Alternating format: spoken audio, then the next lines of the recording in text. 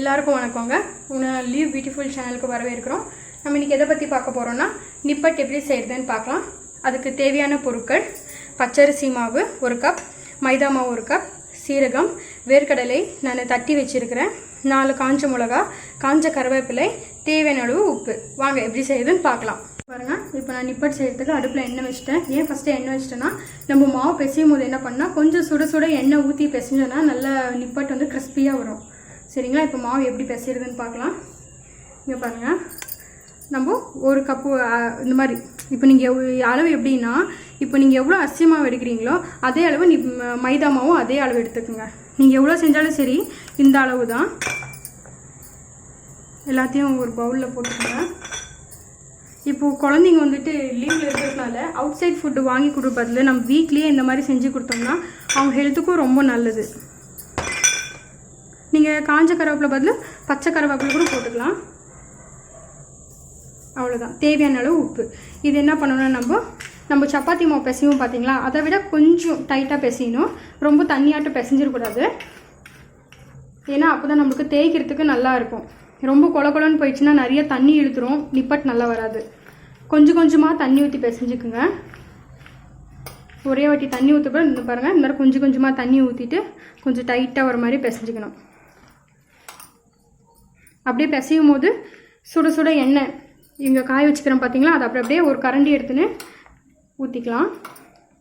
இப்போ பாருங்கள், நல்லா இந்த மாதிரி பிசைஞ்சுனே இருக்கிறீங்க இல்லையா? ஏன்னா நம்ம என்ன பண்ணுவோம், நல்லா கிறிஸ்பியாக இருக்கணும். சில பேர் என்ன பண்ணுவாங்க, எண்ணெய் ஊற்றிட்டு பிசைவாங்க. அந்த மாதிரி நிப்பட்டு மட்டும் பிசையவே கூடாது. நான் ஃபஸ்ட்டு என்ன பண்ணணும், நல்லா தண்ணியை ஊற்றிட்டு ஒரு பதமாக பிசைஞ்சு வந்த மேலே தான் நம்ம எண்ணெயை ஊற்றணும். நல்லா இப்போ பிசைஞ்சுக்குங்க. இப்போ என்ன பண்ணணும்னா, இங்கே பாருங்கள், நல்ல ஒரு கரண்டி எடுத்துன்னு அவ்வளோதான். இப்போ ஃபுல்லாக நம்ம பிசைஞ்சு வச்சுக்கலாம்.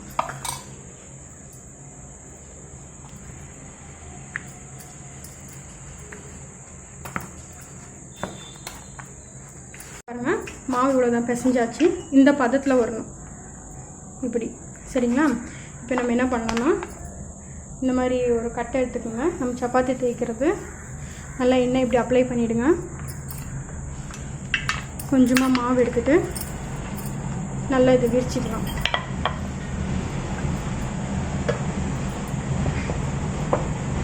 நீங்கள் எவ்வளோ பெருசாக கூட மாவு எடுத்துக்கோங்க. நான் இதில் ஒரு வாட்டி கல்லில் தேய்க்கிறது எப்படின்னு காட்டுறேன், நம்ம கவர் வச்சு செய்கிறது எப்படின்னு காட்டுறேன். அதில் கொஞ்சம் எடுக்க ஈஸியாக இருக்கும் நம்மளுக்கு. இந்த மாதிரி உங்களுக்கு எவ்வளோ மெலிசாக வேணுமோ தடியாக வேணுமோ நீங்கள் விரிச்சிக்கோங்க. அவ்வளோதான். இந்த மாதிரி வந்துருச்சிங்களா? இப்போ என்ன பண்ணால், நான் இந்த மாதிரி ஒரு மூடி எடுத்துருக்கிறேன். இந்த மாதிரி ஷார்ப் எட்ஜ் இருக்கிற ஒரு மூடி எடுத்துக்கோங்க. ஏன்னா ஒரே சைஸில் வந்தால் நல்லாயிருக்கும். இந்த மாதிரி கட் பண்ணிக்கலாம். இந்த மாதிரி இப்படி. இப்போ நம்மளுக்கு எடுக்கிறதுக்கு ஈஸியாக இருக்கும். இங்கே பாருங்கள், இதெல்லாம் எடுத்துருங்க. இது நெக்ஸ்ட்டு நம்ம பண்ணும் போது யூஸ் பண்ணிக்கலாம்.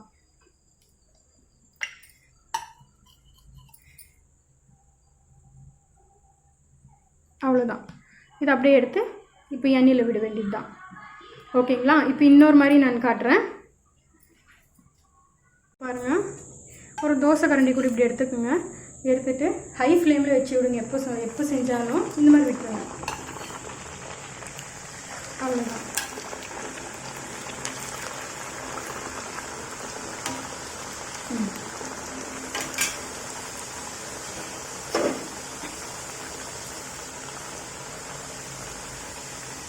பாருங்கள், நல்லா இப்போது இந்த மாதிரி ப்ரௌன் கலரில் வந்த மேலே எடுக்கணும். நம்ம கொஞ்சம் அதை பாதியிலே லைட்டாக கலர் வந்துருச்சுன்னு எடுத்துட்டோம்னா மேலே வெந்திருக்கும், ஆனால் உள்ளே வெந்திருக்காது. பார்த்தீங்களா? இந்த மாதிரி வரணும். அவ்வளோதான். இப்போ நம்ம கவரில் எப்படி தேய்க்கிறதுன்னு காட்டுறேன். கவரில் தேய்க்கும் போது அது என்ன ஆகும்னா அதே ஷேப்பில் கரெக்டாக வரும். இது கொஞ்சம் மாறி இருக்கும் நம்ம கையில் எடுத்ததுனால. வாங்க இப்போ கவரில் எப்படி பண்ணுறதுன்னு பார்க்கலாம். பார்த்தீங்களா? பாருங்கள், இப்போ நம்ம இந்த இதே மாவில் பாதி எடுத்துக்கலாம். இப்போ நம்ம இதில் சீரகம் வந்து 2 ஸ்பூன் சேர்த்துருக்குறேங்க நான். இப்போ இங்கே குழந்தைங்களுக்கு தனியாக இப்போ பார்த்தீங்களா, நம்ம இப்போ சீரகம் மட்டும் சேர்த்துருக்கோம் இதில். இப்போ குழந்தைங்க நம்ம சோம்பு சேர்க்கறதுனால ரொம்ப நல்லது. இந்த மாதிரி பாதியை பிரிச்சுக்கிறப்ப என்ன பண்ணுங்க, கொஞ்சம் சோம்பு கூட இதில் ஆட் பண்ணிவிட்டு பிசைஞ்சிக்கிட்டிங்கன்னா அது குழந்தைக்கு ரொம்ப நல்லது. இந்த பளி காலத்தில் சளி பிடிக்காது. பாருங்கள், இந்த மாதிரி கோல்டு வினர் கவர் தான் நான் எடுத்துருக்கிறேன். கொஞ்சம் இது கையில் பிடிச்சிக்குங்க, நழுவும். ஒரே கையில் நல்லா இப்படி விரிச்சிக்குங்க.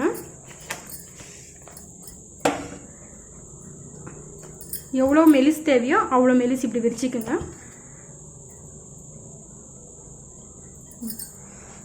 இந்த எக்ஸ்ட்ரா வரதெல்லாம் விட்டுருங்க, பரவாயில்ல. நம்ம நெக்ஸ்ட்டு உருண்டை பிடிக்கிற பார்த்துக்கலாம்.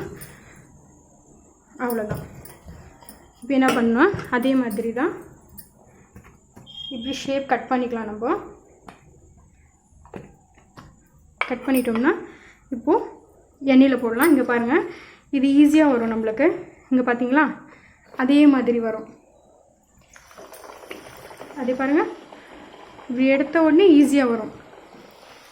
சில பேர் கவர் இந்த மாதிரி யூஸ் பண்ண பிடிக்காதவங்க நம்ம இந்த ரொட்டி கட்டிலே தேய்ச்சிக்கலாம்.